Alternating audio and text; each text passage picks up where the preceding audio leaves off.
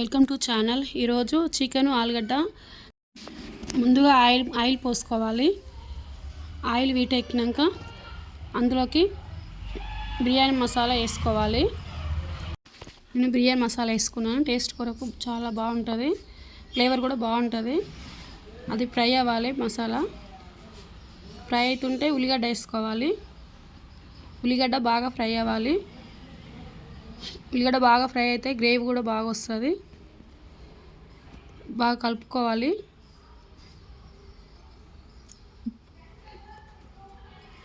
బాగా కలిపిన తర్వాత చికెన్ కిలో చికెన్ తీసుకున్నాను. కిలో చికెన్ తీసుకొని వేస్తున్నాను.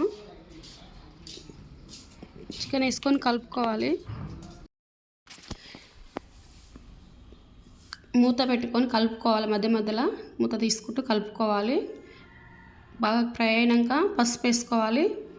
టేస్ట్ తగ్గట్టు పసుపు వేసుకోవాలి. బాగా కలుపుకొని నేను 1/2 కిలో ఆలుగడ్డ తీసుకున్నాను. ఆలుగడ్డ వేస్తున్నాను. చికెన్ ఆలుగడ్డ చేస్తున్నాను ఈరోజు.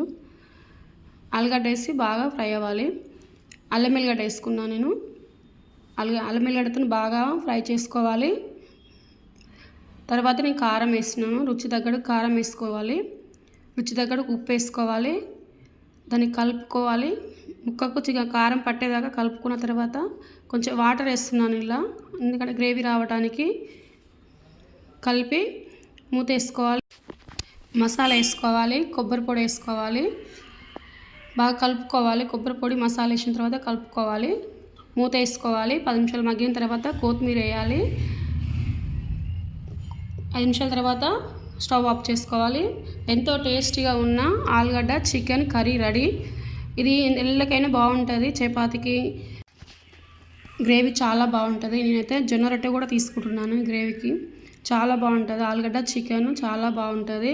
చపాతీకైనా బాగుంటుంది, పొరాటాకైనా బాగుంటుంది, రైస్కైనా బాగుంటుంది. చాలా టేస్టీగా ఉంటుంది. ఎవరైనా తినగలుగుతారు. ఇది చాలా బాగా ఉంటుంది. టేస్టీగా ఉంటుంది. ఇంట్లో మీరు కూడా ట్రై చేయండి. చేసి తిని చూడండి ఎంత బాగుంటుందో. చాలా బాగుంటుంది. టేస్ట్ లైక్ చేయండి.